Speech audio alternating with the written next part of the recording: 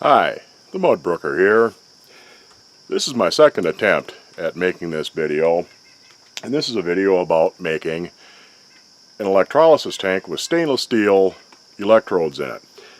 Now, I haven't used stainless steel before because there's supposed to be a chance of getting nickel and chromium into your electrolysis solution, and they're not a good thing to have in there. It's fairly toxic. And certain types of chromium, like hexavalent chromium, are carcinogenic. So you don't want to go producing that sort of thing. But a lot of people do use stainless steel electrodes, and some of them have been testing their solution to see if you're actually getting any nickel and chrome into the solution, and it's all been negative results. So apparently it seems to be safe to use stainless steel. Now, I'm not going to recommend that you do just yet. I haven't got my test strips yet, or they're on order, and I'm going to be testing the solution over time to see if there's any metal contamination involved. So for the time being I can't recommend them, but it should be safe to at least give it a try. Now, like I said, this is the second time I tried to make this video. I was doing this last weekend, got everything built up to the point where I started filling my tank, got it 3/4 the way full, and the bottom split. Now, I was using a plastic storage tote, and they work good for ones up to probably about 20 gallons or so. I have one that I've been using for a few years that size. But this one here, I don't know if it's just a bad plastic in it, or there's some sort of flaw and it broke, because that's the last place it should have broke, on the bottom, because that was supported by my deck. I mean, I don't know if you can see the deck boards there, but I'm doing this out on my deck. I would have expected a side to break, because that's where all the stress is, because it bulges out from the weight of the water. But anyway, it worked out for the best, because I decided, well, I might as well get an actual decent tank for it. And I got myself a 65-gallon plastic stock tank for water and animals. Like I said, this is 65 gallons, and cost 80 bucks. I'm cheap, but I decided, well, I'll break down and buy some decent materials for once. So I got my stock tank. I also got lucky. I was using stainless steel that I salvaged from a couple of old stock pots I got at Salvation Army for next to nothing. Cut the bottom and the top off, and these edges are actually the top and the bottom edges, but cut the top and bottom off, split them down the side, and I'm going to use them for electrodes. They fit my other tank good, but something you should know about if you're going to do something like that and cut up an old stock pot for material, once you cut the top and bottom off and you split it down the side, it will want to curl up like this, because there's a lot of stress on the metal from the stretching and forming when they press out make the pot. They just make it in a press. So there's a lot of stress on the metal, so it's going to want to curl up, and it'll grab your grinder or whatever you're using to cut. So just be aware of that. But if stainless steel turns out to be something viable, I'll have these for my smaller electrolysis tank, so I'm not really out anything on that. In the meantime, I managed to salvage these from work. These are kick plates off the bottom of a door. We had to change out a couple extra doors, so one of them had kick plates on it, so I got these nice pieces of stainless steel that I can use for my electrodes. I'm not sure. I'm going to use one on each end and one in the middle for this tank, divided into two sections. I'm not sure if there's any benefit to completely lining the inside of the tank with electrodes. I'm not really sure. My other tank, I just have one in each corner and it works good. But as time goes by, I can get more of these and eventually see if it makes any difference lining the whole tank.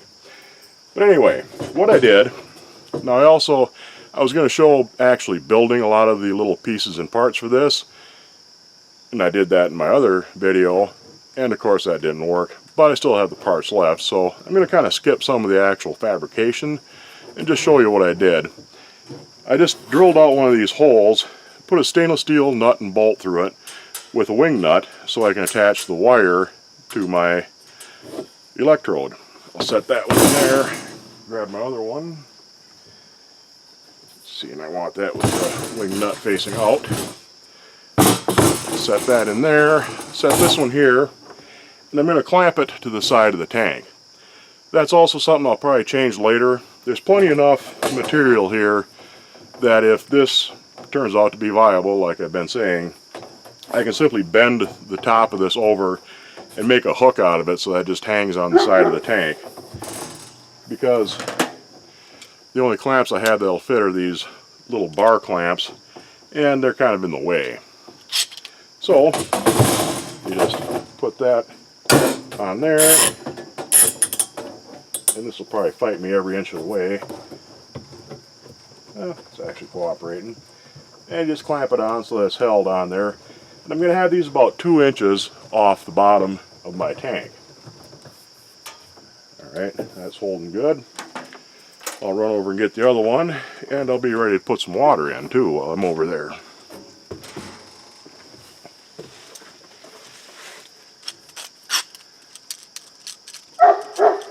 Of course, I didn't have that all backed off like I should. What are you barking at, you idiot dog? Well, you're just going to have to put up with that dog barking because I'm not going to do this a third time.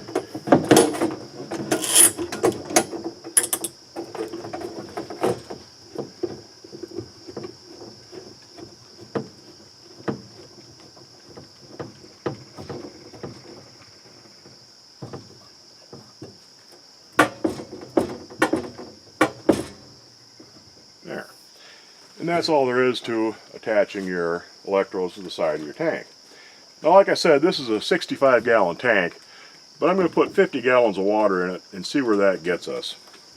I got some buckets of water over here. Where'd my other stuff go? That's over here. The electrolyte that you use in an electrolysis tank for cleaning iron isn't just plain water. It's water with washing soda in it. Washing soda is sodium carbonate, not sodium bicarbonate like baking soda, but you can get this in grocery stores.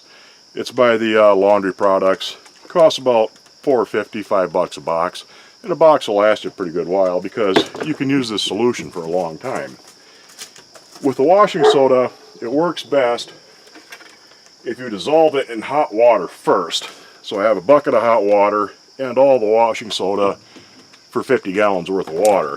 You want to use 1/3 of a cup per 5 gallons of water. So I have 3 1/3 cups of washing soda dissolved in this hot water.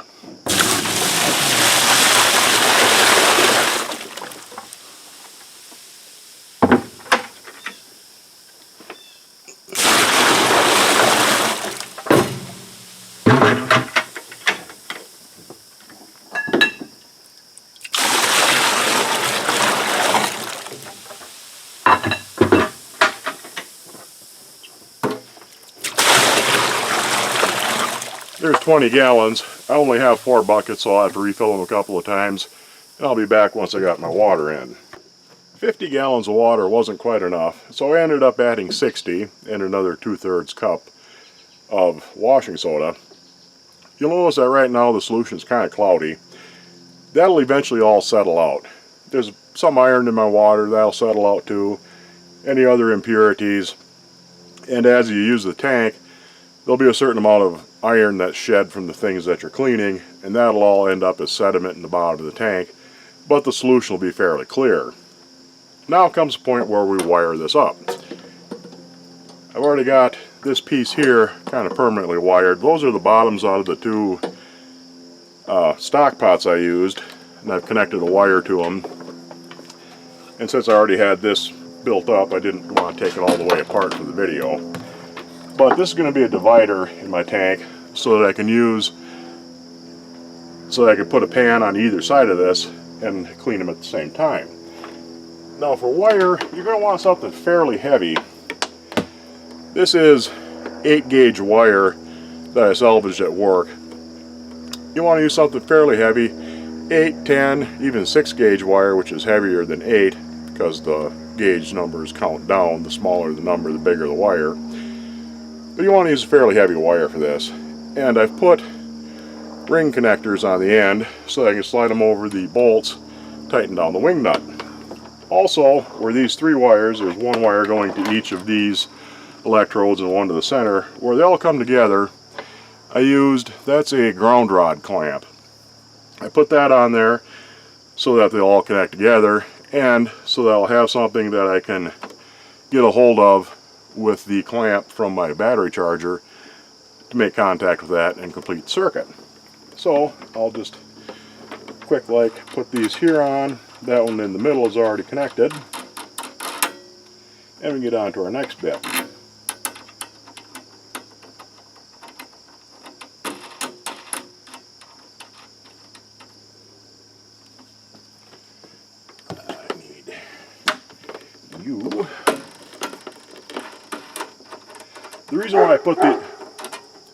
The reason why I connected everything with wing nuts is so that it's easy to take apart and clean the electrodes off.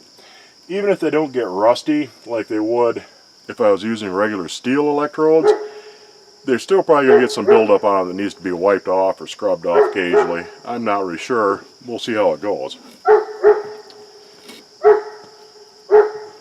Okay, the next part is something to hang the pans that I'm trying to clean on. Now for this, what I did, I used little 1-inch C-clamps, drilled a hole through them, and with a little nut and bolt, used a piece of plumber's chain. Now plumber's chain is flat link brass chain. You can get it at hardware stores and things like that. And this is the same sort of chain. They call it plumber's chain because this is the chain that you find between the flapper valve on your toilet and the handle. Now, it allows me to adjust my depth up and down depending on how big the thing I'm cleaning is. When I got it set to the right depth, I can just take a cotter pin, poke it through the hole, and it'll hold it where I want it to be. Now I have 2 of these made. Got one here, and I've got another one somewhere. There it is. Got another one here, and I will set these in here. The first board that I put in here is a little bit short. You're going to want these long enough that you can move around and adjust things, because your panel will want to twist and turn when you first put it in until you get it facing the right direction, then it'll hold still. But you might need to slide things around to adjust for the different sizes of different objects you're trying to clean. Now this is a fairly deep tank. It's about, probably about 2.5 feet deep. And that allows for the opportunity, I'm going to try it eventually, that with a small skillet, like a number 3 skillet, I might be able to hang one above the other one and do maybe 4 at a time. I don't know for sure, but it's something worth looking into. Where's the pans I was going to use? They're right here. I've got these 2 pans. This is a Taiwan skillet. These are nice little skillets to have. They're really nice. And this is, I think this is a Lodge, an old Lodge round griddle. But they're both about the same size, so it should be a pretty good test. Now what I'm going to do is get one of these up. Come here, you. I'm going to attach my clamp to the side and just tighten it down a bit. You want it snug, but you don't need it so tight that there's going to be, I should actually have that around the other way. Yeah, like that. So that the clamp is facing upwards. You want to tighten it down snug enough to hold it, but you don't want it so tight that you're going to crack the iron. I'm just going to set that in there for right now. When this clears up, eventually, it'll be a lot easier to see what your pan is doing in the water, so you can line things up a lot easier. But for now, I can get away with it. Get this guy here hooked up, and we'll get on to the next step.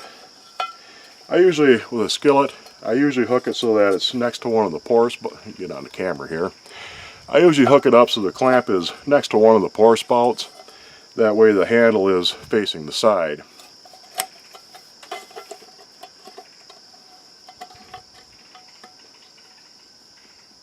Alright, down there snugged up. And I'm just going to set him in here. Uh-oh. I lost my cotter pin. I think I got another one floating around here somewhere. Hang on. These things never go easy, do they?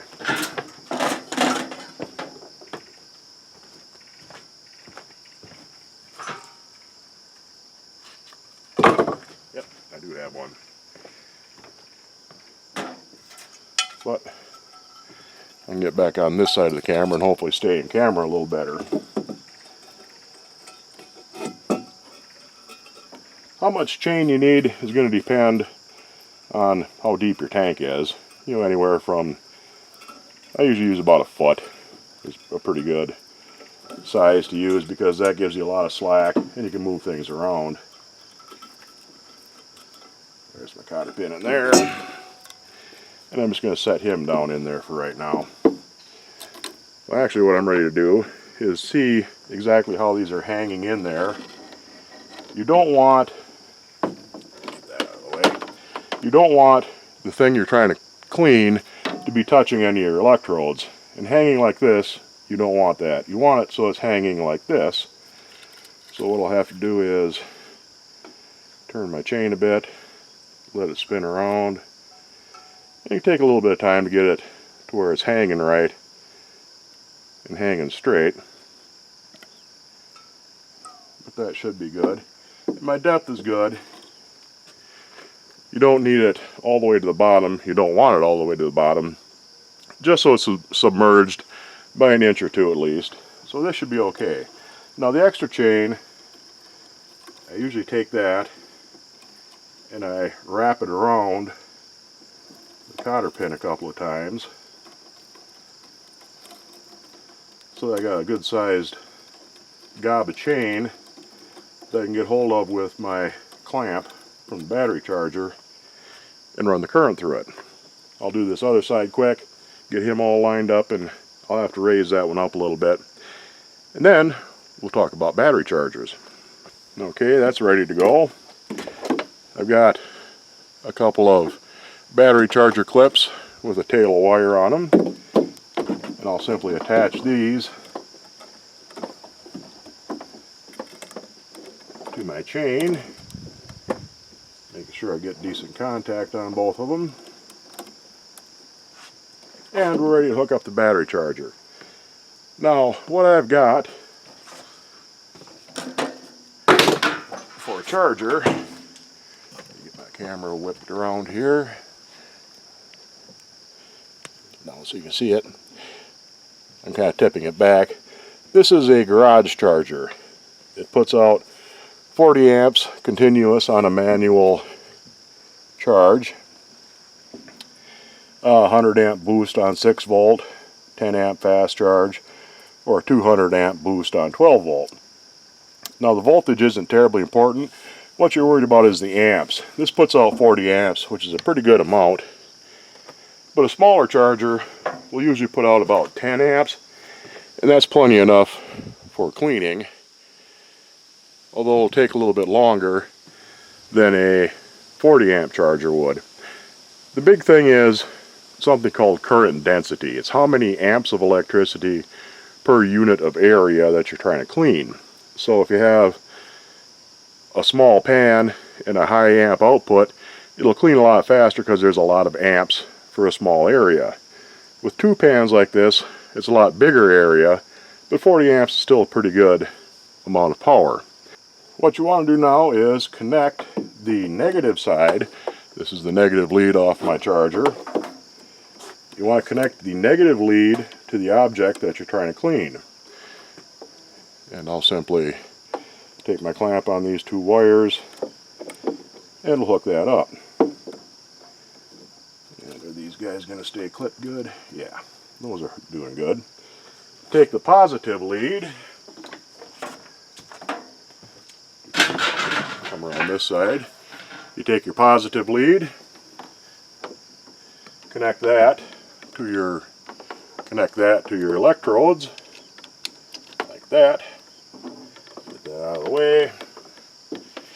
And you fire up your power supply.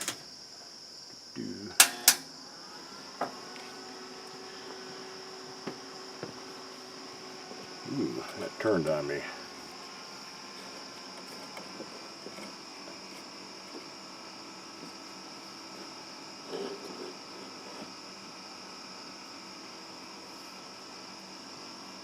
Hold on here, I gotta unhook this guy. Getting turned. There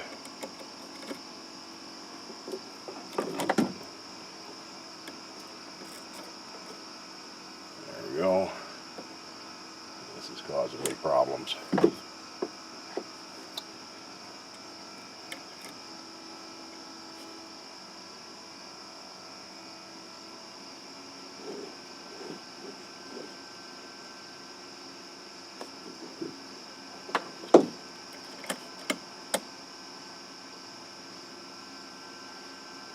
He's still doing good. Now I'll let this sit for a minute and I'll come back once it's starting to fizz a little bit now, but you'll be able to see it a little bit better once it gets established good. I'll be back in a couple of minutes. Okay, this has been running for about 5 minutes, and you can see there's fine little bubbles rising off of the pan on this side that I'm cleaning. And you see there's some fine little bubbles rising off of the electrodes. Come over on this one here, you can see them there too, hopefully. Once this clears up, it'd be a lot easier to see. You can see them a lot easier. And there's my battery charger, just to charging away. I'm going to let these run overnight. I usually let things go overnight, and we'll see how they look in the morning. Get them out, scrub them up, and see how they look. I'll see you in the morning. What were you barking at? Huh? What was so important? You just had to bark and yap at it all the time. Huh?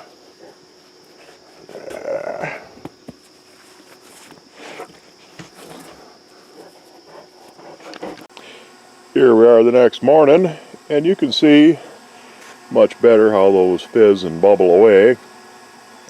You can see the solution is cleared up quite a bit, and there's some sediment in the bottom of the tank. That's minerals from the water, iron from my water, probably a little bit of the sodium carbonate, the washing soda that came out of solution.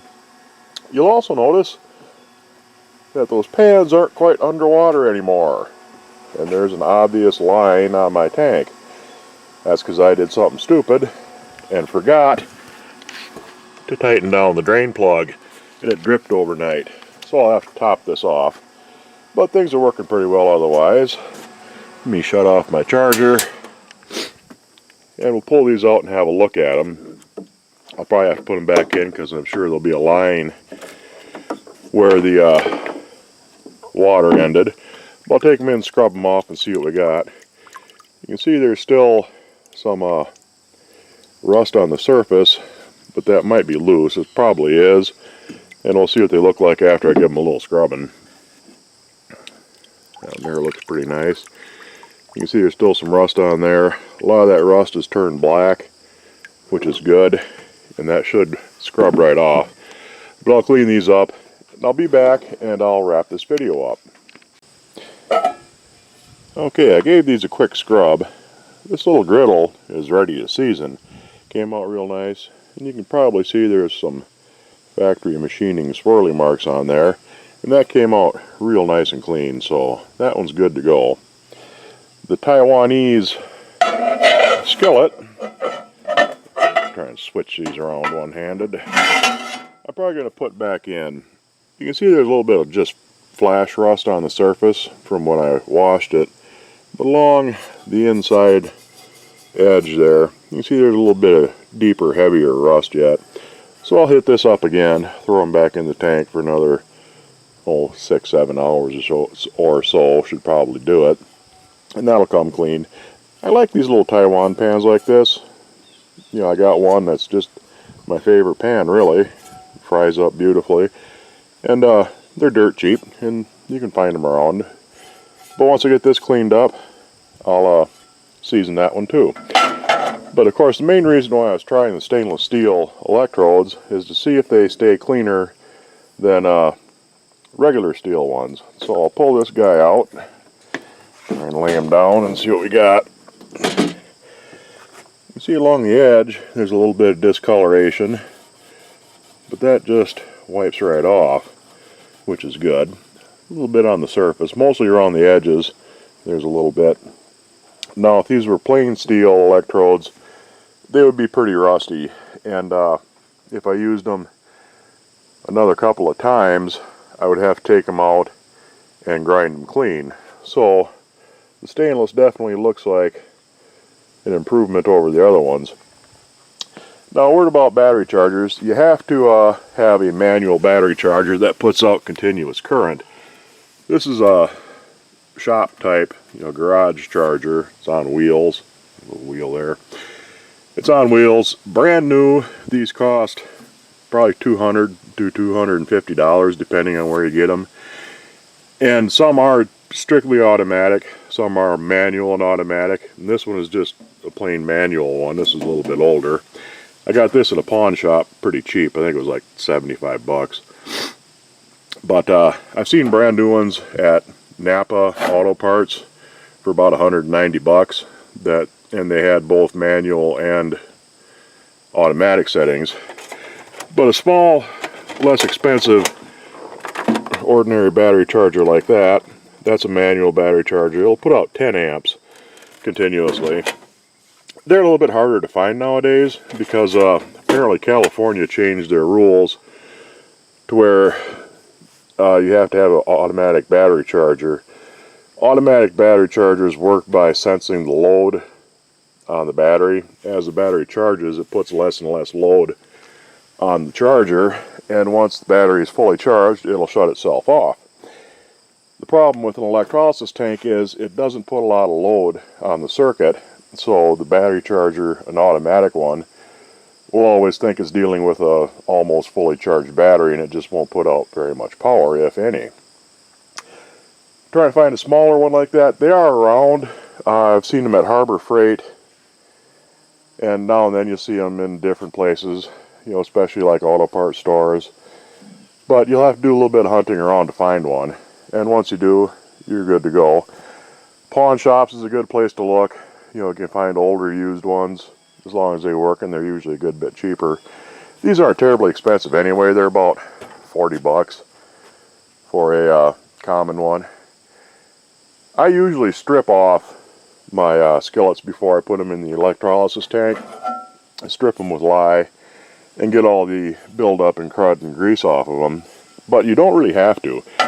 You can just put it in, covered in crud and grease, put it in the electrolysis tank, and electrolysis will remove that. And it'll do it all in one step. It'll take any rust off too. It'll take longer. The main reason why I strip it is because I can get away with running it in the electrolysis tank for 8 to 12 hours, and it'll get it clean depending on how rusty it is. These are pretty rusty, so they took a bit longer, but normally 8 hours is about enough. But if you don't clean it, it can take, depending on how big the pan is, how big your charger is, it can take anywhere from 18 to 36 hours. But, you're just watching the thing sit there and fizz, so it's not that big of a deal. I like the little C-clamps to hold them up, the C-clamps and chain, but you can just hang them off of wires. And there's a million different ways of setting this up, but it's not terribly difficult. And there's your basic setup that I showed you. And that'll work just fine for you. But anyway, I think that about covers the subject. I'm going to top off my tank because I didn't tighten down the drain plug all the way. Top that off, get her set up, and I'll throw that other pan back in and start cleaning some other stuff. And this is deep enough. I got a couple of rusty little number 3s over there I'm going to do next. I can experiment around with stringing together 2 or 3 of them at a time and try to clean a bunch of small ones all at once. But other than that, that covers the basics of making an electrolysis tank, how to set one up, how to run one, and what kind of results you can expect. So I hope you enjoyed the video, and I'll see you on the next one.